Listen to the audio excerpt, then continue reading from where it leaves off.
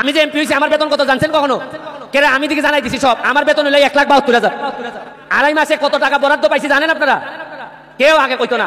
29 কোটি টাকা বরাদ্দ পাইছি, 29 কোটি টাকা। এই আগামী 5 বছর প্রয়োজনে ঘুমাবো না, শরীরের থেকে ঘাম বালতির পর বালতি ফেলবো, তাও আপনাদের মন। ওবায়দুল কাদের সাহেবের এই নোংরা বক্তব্যটাকে তার এইভাবে রেসপন্স না করে আর একটু সুন্দর করে স্মার্টলি যদি উনি রেসপন্স করতেন তাহলে জনগণ আর একটু উপকৃত হতে।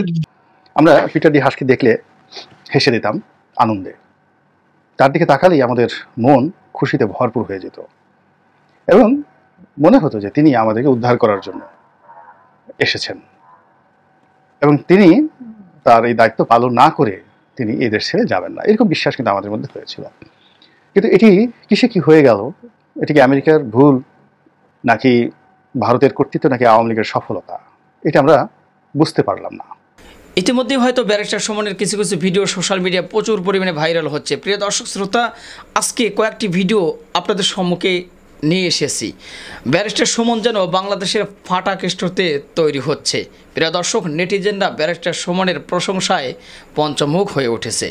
কিন্তু ব্যারিস্টার সুমন যেভাবে সাহস দেখাচ্ছে, না জানি কোন সময় ব্যারিস্টার সুমনের উপরে কঠিন বিপদ নেমে আসে।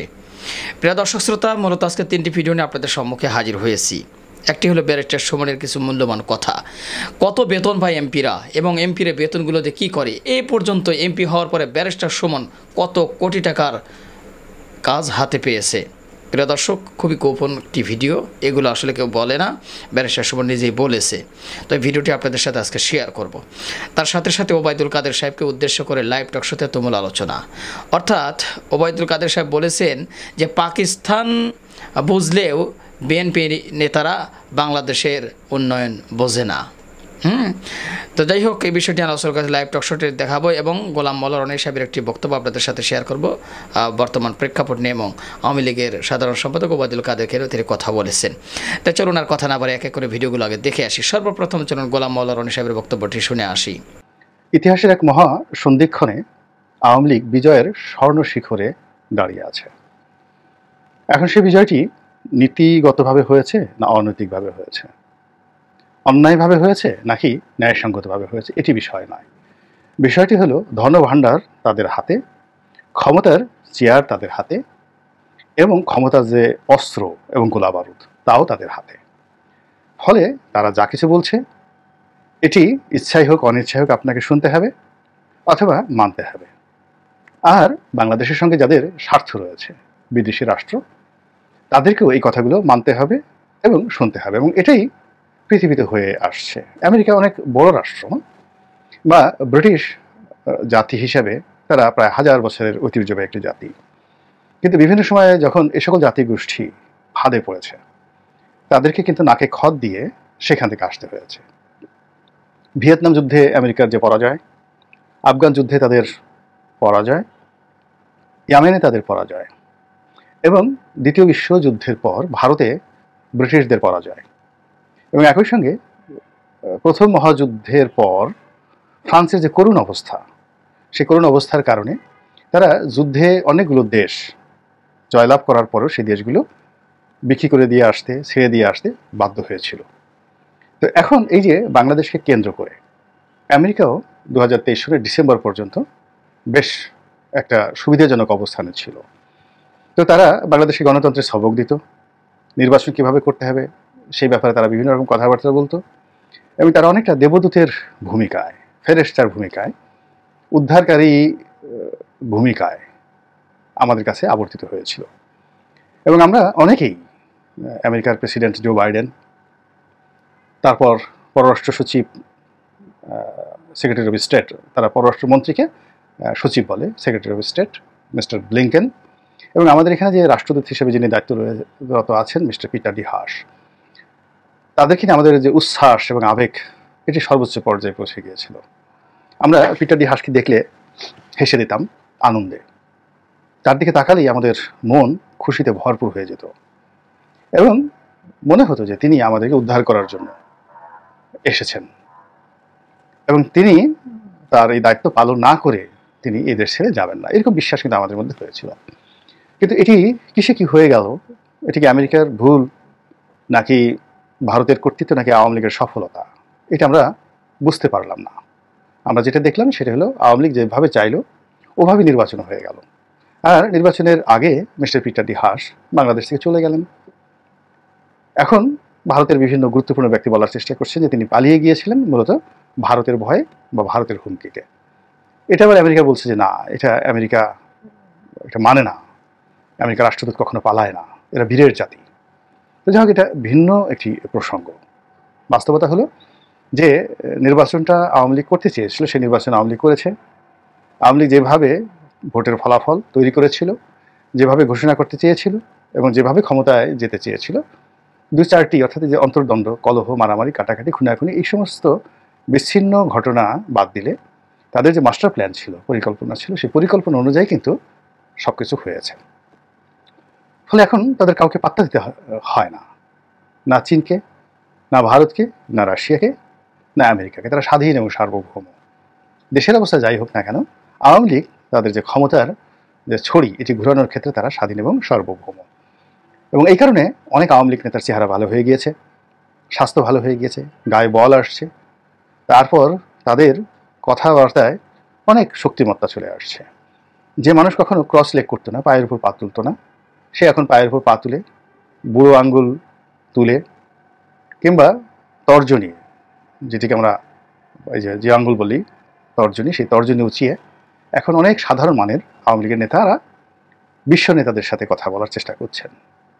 অনেক লোক ভালো মতো লেখাপড়া করেন না, রাজনীতি বোঝেন না, কিন্তু তারা রাজনীতির প্রিন্সিপাল হিসেবে বিশ্ববাসীকে এখন শেখানোর জন্য চেষ্টা করে যাচ্ছেন।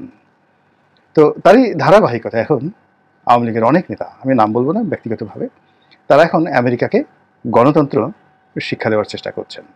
এর কারণ হলো, আপনারা জানেন যে আমেরিকাতে এখন নির্বাচনের তোড়জোড় চলছে। নির্বাচন যেটি হবে, জাতীয় নির্বাচন, প্রেসিডেন্ট নির্বাচন, সেই নির্বাচনের আগে প্রার্থী সিলেকশনের ক্ষেত্রে মিস্টার জো বাইডেন মোটামুটি কনফার্ম, মিস্টার ডোনাল্ড ট্রাম্পও মোটামুটি কনফার্ম যে অনাগত নির্বাচন যেটি আসছে এবছরের, তো সেই নির্বাচনে মিস্টার জো বাইডেন বনাম ডোনাল্ড ট্রাম্প তারা পরস্পরের বিরুদ্ধে প্রতিদ্বন্দ্বিতা করবেন। তো এখন জনমত জরিপ থেকে শুরু করে যা কিছু দেখা যাচ্ছে, তাতে মিস্টার ডোনাল্ড ট্রাম্পের যে জয়, এটা অনেকটা নিশ্চিত। ভারতের মোদির মতোই তিনি বিজয়ী হতে চলেছেন আমেরিকান সমাজে। এবং মিস্টার ডোনাল্ড ট্রাম্প যদি হন, তাহলে আওয়ামী লীগের কপাল খুলে যাবে। এর কারণ হলো, নীতি এবং আদর্শের দিক থেকে ডোনাল্ড ট্রাম্প, নরেন্দ্র মোদী এবং বর্তমান আওয়ামী লীগের যারা নেতৃবৃন্দ রয়েছেন, তাদের মধ্যে তেমন কোনো পার্থক্য নেই। দ্বিতীয়ত, এদের মধ্যে দেশ কালের ঊর্ধ্বে উঠে ব্যক্তিগত সম্পর্ক অনেক ভালো, বন্ধুত্ব, দ্য ফ্রেন্ডশিপ অনেক ভালো। আর মিস্টার ট্রাম্প যে কাজগুলো করতে চান, সেই কাজের যে তার যে মাস্টার প্ল্যান এই মুহূর্তে নির্বাচন উপলক্ষে তিনি দিয়েছেন, সেটা হলো আমেরিকা ফার্স্ট।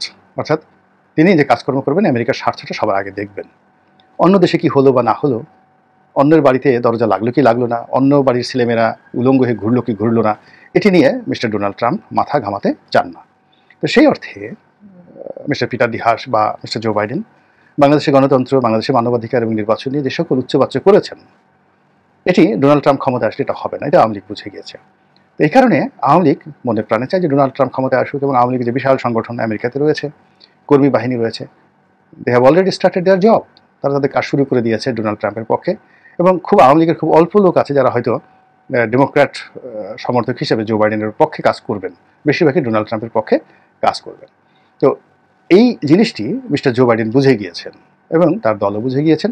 ফলে এই ভদ্রলোককে, ডোনাল্ড ট্রাম্পকে সেইভাবে এখন হেনস্থা করার চেষ্টা করা হচ্ছে, যেভাবে বাংলাদেশে জনাব জিএম কাদেরকে বাধ্য করা হয়েছে, যেভাবে বেগম খালেদা জিয়ার উপর স্টিম রোলার চলেছে, যেভাবে জামাতের লোকের উপর জুলুম নির্যাতন চলেছে, দৌড়ের উপর রাখা হয়েছে।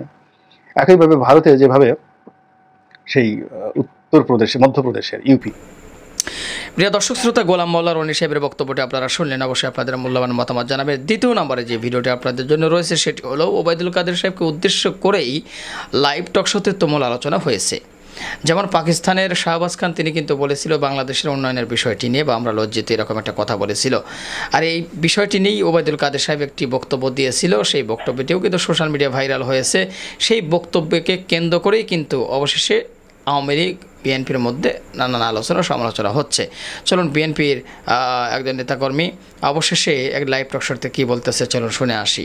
ওবায়দুল কাদের সাহেবের এই নোংরা বক্তব্যটাকে তার এইভাবে রেসপন্স না করে আর একটু সুন্দর করে স্মার্টলি যদি উনি রেসপন্স করতেন, তাহলে জনগণ আর একটু উপকৃত হতে। যেভাবে আমি যেভাবে বললাম যে উনি যেভাবে পাকিস্তানকে ইঙ্গিত করলেন, এইভাবে ভারতের কথাটাও উল্লেখ করে বললে তাহলে আমরা জনগণ আরো বেশি উপকৃত হতাম। আপনি আসেন অবৈধভাবে, আপনি আসেন অসাংবিধানিক ভাবে, কিন্তু আপনি জনগণের সাথে যেভাবে মস্কারি করেন, এই মস্কারি ওবায়দুল কাদের সাহেবের এইভাবে মস্কারি করা হচ্ছে না।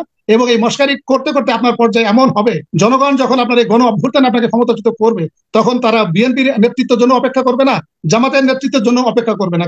কারণ আমরা কিন্তু এর আগে কিন্তু আমরা দেখেছি যে নেতৃত্ব ছাড়াও কিন্তু ক্ষমতার পরিবর্তন হয়েছে, স্বৈর শাসকের পরিবর্তন হয়েছে। জি সাইফুল সাগর, আপনার পাকিস্তানের প্রধানমন্ত্রী শেহবাজ শরীফ উনি বাংলাদেশ সম্পর্কে আলোচনা করতে যে বাংলাদেশের কিছু কিছু ইন্ডিকেটরের উন্নতি আছে সেই বিষয়টা উনি প্রশংসা করেছেন। তো এটা প্রশংসা করার ক্ষেত্রে ওবায়দুল কাদের সাহেব এটি এবার লুফে নিয়ে বিএনপিকে উদ্দেশ্য করে বলেছে যে শেহবাজ শরীফ যেহেতু পাকিস্তানের উন্নতি দেখতে পাচ্ছে, তাহলে বিএনপির লোক কি বাংলাদেশের উন্নতি দেখতে পায় না। এবং এটাকে রেসপন্স করতে যে আমাদের রুহুল কবির রিজভী সাহেব যেটা বলেছে যে পাকিস্তানের নাম শুনলে যেখানে আপনাদের পায়খানা প্রস্রাব বাথরুম শুরু হয়ে যায় অথবা আপনারা গোসল করতে হয় অথবা আপনাদের গোসল করতে হয়, সেখানে আপনি পাকিস্তানকে কেন এক্সাম্পল হিসেবে নিচ্ছেন? তো এখন এটা হলো দুইটা তাৎপর্য আছে। একটা তাৎপর্য হচ্ছে পাকিস্তান থেকে আমাদের ইকোনমিক বা আমাদের ফাইন্যান্সিয়াল যে ইন্ডিকেটর গুলো অনেকগুলোতে উন্নতি হয়েছে। ইভেন ক্ষেত্র বিশেষে ভারত থেকেও কিন্তু উন্নতি হয়েছে। এখন ওবায়দুল কাদের সাহেব পাকিস্তানের প্রসঙ্গ টেনে যে মানে বিএনপি কে যেটা বললেন, এটার সাথে সাথে যদি ভারতের প্রসঙ্গটাও যদি এনে বলতেন তাহলে তো জিনিসটা ভালো হতো। কারণ আপনি কিন্তু দেখেন যে গত 15-20 দিন আগের খবর যেটা হলো যে ভারতে এ যাবৎকালে সর্বোচ্চ রিজার্ভ যেটা হলো $646 বিলিয়ন, $646 বিলিয়ন। তাহলে সেখানে লোক সংখ্যা হচ্ছে 140 কোটি। 140 কোটি, আমাদের লোক সংখ্যা ধরেন 18 কোটি বা অন অ্যান্ড অ্যারাউন্ড ধরেন 20 কোটি। তাহলে সেই ক্ষেত্রে যদি $646 বিলিয়ন যদি ভারতের রিজার্ভ হয়ে থাকে, তাহলে আপনি যদি তাকে 7 দিয়ে ভাগ দেন, তাহলে আমার বাংলাদেশের রিজার্ভ থাকার কথা $90 বিলিয়ন, $92 বিলিয়ন। সেখানে বাংলাদেশের ইতিহাসের সর্বোচ্চ রেকর্ড অগাস্ট 2021 ছিল হলো $48.6 বিলিয়ন। সেটা এখন কমতে আমাদের যে তথ্য সে তথ্য মতে $10 বিলিয়ন নিচে। যদিও বাংলাদেশ ব্যাংক গত 24 তারিখে তারা স্বীকার করেছে, IMF এর চাপে স্বীকার করেছে যে বাংলাদেশ ব্যাংকের এখন রিজার্ভ হলো $14.7 বিলিয়ন। তার মানে আপনি পাকিস্তানকে, ওবায়দুল কাদেরকে উদ্দেশ্য করে আমি বলছি আপনার কথার পরিপ্রেক্ষিতে, যে আপনি পাকিস্তানের প্রধানমন্ত্রী কি বললো সেটা নিয়ে আপনি নাচানাচি করে আপনি বিএনপিকে কটাক্ষ করছেন, জনগণকে কটাক্ষ করছেন, জনগণের সাথে মস্কারা করছেন।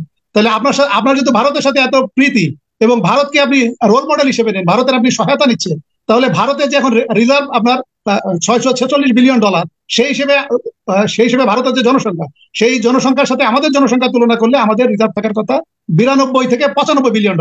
কিন্তু সেখানে তো আপনি তো 48-এর উপরে উঠতে পারেন নাই, যেটা জনগণের টাকা দিয়ে 48-এ উঠেছিল, সেটি এখন $10 বিলিয়ন আপনি নামিয়ে এনেছেন আপনাদের বক্তব্য অনুসারে। বাংলাদেশ ব্যাংকের বক্তব্য অনুসারে এটা $14 বিলিয়ন। যদিও আমাদের আকুর পেমেন্ট এবং আমাদের যে দেনা আছে, দেনাগুলো বাদ দিলে আক্ষরিক অর্থে এটা $10 বিলিয়ন নিচে। সাইফুল সাগর, আপনাকে একটু বলি, যদিও এটা ইকোনমিক্স এর আলোচনা না, বাট আপনার মাধ্যমে আমি একটু জনগণকে অবহিত করতে চাচ্ছি। আমাদের যেভাবে রিজার্ভ বাড়ে আর যেভাবে আমাদের রিজার্ভ কমে, এই দুইটাকে যদি আপনি ব্যালেন্স করে, আমাদের গত 34 মাসে বা ওই 32 মাসে আমাদের $34 বিলিয়ন কিন্তু হাওয়া হয়ে গেছে। তার মানে অন এভারেজ থেকে $1.25 বিলিয়ন কিন্তু আমার নাই। কেন নাই? সরকার এই মুহূর্তে ইলেকশনের মাধ্যমে ক্ষমতার পরিবর্তন হবে, এটা তো সরকার বন্ধ করে দিয়েছে। আর হলো যে একটা থার্ড ওয়ার্ল্ড কান্ট্রিতে স্বৈর শাসক ইলেকশন ছাড়াও ক্ষমতাচ্যুত হতে পারে। সেটার পদ্ধতি আছে আরো 3টি। একটা পদ্ধতি হচ্ছে সেনাবাহিনী, আরেকটি পদ্ধতি হচ্ছে জুডিশিয়াল অভ্যুত্থান, আরেকটি পদ্ধতি হচ্ছে জনগণের মাধ্যমে গণ অভ্যুত্থান। এই 3টি পদ্ধতিও শেখ হাসিনা গত 15 বছর ধরে বন্ধ করে দিয়েছে, যেটা আমরা গত 15 বছর ধরে 4 জন সেনাপ্রধানের ভূমিকা আমরা দেখেছি। গত 15 বছর ধরে আমরা 4 জন প্রধান বিচারপতি SK সিনহা, প্রধান বিচারপতি মাহমুদ হোসেন, ABM খায়রুল্লাহ এবং বর্তমান প্রধান বিচারপতি ওবায়দুল হাসান, তাদের আচরণ আমরা দেখেছি। সো সেনা অভ্যুত্থান, জুডিশিয়াল অভ্যুত্থান এবং ইনফ্যাক্ট গত 7ই জানুয়ারি যে নির্বাচন এবং আমাদের বিএনপি নেতৃত্বে যে 63টা দলের যে আন্দোলন, ভার্চুয়ালি তাদের অনেক সমস্যা থাকতে পারে, গুম খুন হত্যা আয়নাগর থাকতে পারে, বাট আমরা যেটা জনগণ রেজাল্ট দেখছি যে বিরোধী নেতৃত্ব গণ অভ্যুত্থান ঘটাতে ব্যর্থ হয়েছে। তার মানে সরকার পরিবর্তনের যে 4টা রাস্তায় শেখ হাসিনা সুন্দর করে বন্ধ করে দিয়েছে। শেখ হাসিনার জন্য এখন সমস্যা কি? শেখ হাসিনার জন্য এখন সমস্যা হচ্ছে অর্থনীতি। এখন যদি আপনি প্রিয় দর্শক শ্রোতা, বক্তব্যটি আপনারা শুনলেন, অবশ্যই আপনাদের মতামত জানাবেন। ভিডিও লাস্ট মুহূর্তে আমরা চলে এসেছি সেই ব্যারিস্টার সুমনের এই ভিডিওটি এখন আপনাদের সাথে শেয়ার করব। ইতিমধ্যে আপনারা সোশ্যাল মিডিয়া খুললে একটা জিনিস দেখতে পাচ্ছেন যে ব্যারিস্টার সুমনের অগ্নিছড়া কিছু বক্তব্য সোশ্যাল মিডিয়ায় তুমুল আকারে ভাইরাল হচ্ছে। একের পর এক যেন ব্যারিস্টার সুমনের মানে ভাইরাল ভিডিওগুলো সকলের সামনে আসতেছে। তো ইতিমধ্যে একটা ভিডিও আমি টিকটকের মধ্যে খুঁজে পাইছি ভাই, বক্তব্যটি খুবই ভালো লাগলো, তাই চাইলাম যে আপনাদের সাথেও শেয়ার করি। তো চলুন ব্যারিস্টার সুমনের বক্তব্যটি শুনে আসি। আমি যে এমপি হয়েছি আমার বেতন কত জানছেন কখনো? কেন আমি দিকে জানাই দিছি সব। আমার বেতন হলো 1,72,000। আড়াই মাসে কত টাকা বরাদ্দ পাইছি জানেন আপনারা? কেউ আগে কইতো না। 29 কোটি টাকা বরাদ্দ পাইছি, 29 কোটি টাকা। এই আগামী 5 বছর প্রয়োজনে ঘুমাবো না, শরীরের থেকে ঘাম বালতির পর বালতি ফেলবো, তাও আপনাদের মন রক্ষা করে আমি চলবো। এবং আপনারা যে ঋণী আমারে করছেন, গুলামি কইরা হইলো এই ঋণ পরিশোধ করবো, আমি কথা দিয়ে দিতেছি আপনাদের। এবং আরেকটা কথা বলি, আপনারা কি জীবনে শুনছিলেন যে এমপি হইলে বেতন কত? আপনাদের চা বাগানে বেতন কত দেন বলেন? শ্রমিকদের বেতন কত দেন? 170 টাকা আপনারা ডেইলি পান। আর মাসে কত হয়? 170 টাকা করে হইলে ধরেন 6,000 নাকি? 6,000-এর মতো আপনারা বেতন।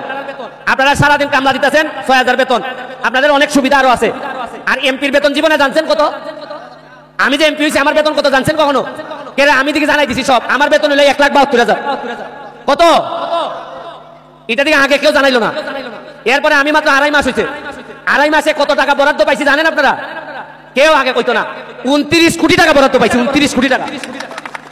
এর মধ্যে 25 কোটি টাকা খালি রাস্তা বানাইবো সোনারঘাটের মাধবপুরে। 2 কোটি টাকা মসজিদ এবং মন্দিরে দিতে পারবো। আর 2 কোটি টাকা যারে মন্দিরে দিতে পারবো। ঈদগাহ, যা মন্দিরে, মাঠ, যা ইচ্ছা করতে পারবো। এই যে আমারে দেখাইছে আপনাদের মাঠ ভেঙে গেছে, এখানে মাটিয়ে নামতেছে। ওই আমি দালাল রে কইছি, বা এখানে যারা নেতৃবৃন্দ আছে কইছি যে তোমরা বরানি শুরু করো। এরপরে আপনাদের বাগানের সাবেক চেয়ারম্যান সাহেব আমার কালকে বললো যে আপনাদের এখানে নাকি একটা পুকুর কাটানো লাগে। কোথায় এটা পুকুর কাটানো? কোথায়? হ্যাঁ, এই টিলায় কইছে সদর কি টিলা কাছে আছো? আপনি পঞ্চায়েত সভাপতি নানি, মোটা তো দেখা যায়। সদর নিমাতলার মাঝখানে একটা পুকুর বানাইবো। আমি বলছি হ্যাঁ দুর্গা বিসর্জনের জন্য। আমি বলছিলাম যে আজকেই কাজ শুরু করে 1 সপ্তাহের মধ্যে পুকুর হয়ে যাবে, টাকা দিব আমি। এখন এরা আমারে কইতাছে আজকে ঈদের দিন মেশিন আইতো না। এই জালাল মিয়া কোন দিন আইবো মেশিন? হ্যাঁ, কালকে মেশিন আইবো, 1 সপ্তাহের মধ্যে পুকুর হইবো। আগামী সপ্তাহে যেদিন আমি আইবো আইসা এই পুকুর উদ্বোধন করে দেবো। আরেকটা জিনিস হলো, চা বাগানের শ্রমিক ভাই বোনেরা, একটা কথা মনে রাখেন, আমার লাস্ট কথা, শেষ কথা।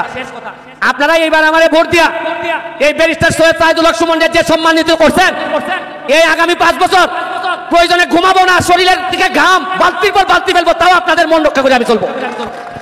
এবং আপনারা যে ঋণী আমারে করছেন, গুলামি কইরা হইলো এই ঋণ পরিশোধ করবো, আমি কথা দিয়ে দিতেছি আপনাদের। আপনারা ভালো থাকবেন। আজকে গান শুনবো আমরা, এই জন্য সবাই বক্তব্য দিতে পারি নাই, ক্ষমা সুন্দর দৃষ্টিতে দেখবেন। এখন আমি আমাদের সভাপতি, আমাদের ম্যানেজার সাহেব, তো ম্যানেজার সাহেব বলার আগে আমাদের যে জাপানি ভাই, জাপানি মালিক ভাই, উনি যেখানে যায় এখানে কিছু না কিছু দিয়ে আসে। কি দেয়? কিছু না কিছু অনুদান। ব্যারিস্টার সুমনের বক্তব্যটি আপনারা শুনলেন, আপনাদের কি মনে হয়? অনেকেই দেখলাম যে ব্যারিস্টার সুমনের এই ভিডিওর কমেন্ট বক্সে সবাই বলতেছে যে বর্তমান বাংলাদেশের ফাটাকেষ্ট ব্যারিস্টার সুমন। অনেকেই আবার বলতেছে সুমন যেন আগামীতে মন্ত্রী হয়, বা মন্ত্রী হিসাবে ব্যারিস্টার সুমনকে দেখতে চাই। তো আপনাদের মতামতকে সেটা অবশ্যই কমেন্ট বক্সে জানাবেন। তবে যেভাবে ব্যারিস্টার সুমন অগ্নিঝরা বক্তব্য দিচ্ছে, বুঝতেই পারছেন বর্তমানে মাথাচাড়া দিয়ে উঠলে কি পরিস্থিতি হয় বা ঘটে। তো আল্লাহ পাক তাকে হেফাজত করুক। যাই হোক, প্রিয় দর্শক শ্রোতা, কয়েকটি ভিডিও নিয়ে আপনাদের সম্মুখে হাজির হয়েছিলাম। ভিডিওগুলো দেখার পরে আপনাদের কি মন্তব্য সেটা অবশ্যই কমেন্ট বক্সে জানাবেন। পারলে ভিডিওটি শেয়ার করে সবাই দেখার সুযোগ করে দেবেন। আর আমাদের চ্যানেলে এখন পর্যন্ত যারা সাবস্ক্রাইব করেননি, প্রতিনিয়ত এই ধরনের সকল প্রকার নিত্য নতুন আপডেটগুলো পেতে আমাদের চ্যানেলটি সাবস্ক্রাইব করে আমাদের সাথেই থাকবেন। আর যারা সাবস্ক্রাইব করেছেন তাদেরকে অসংখ্য ধন্যবাদ জানিয়ে ভিডিওটি এখানে শেষ করছি। ভালো থাকবেন সবাই, আল্লাহ হাফেজ।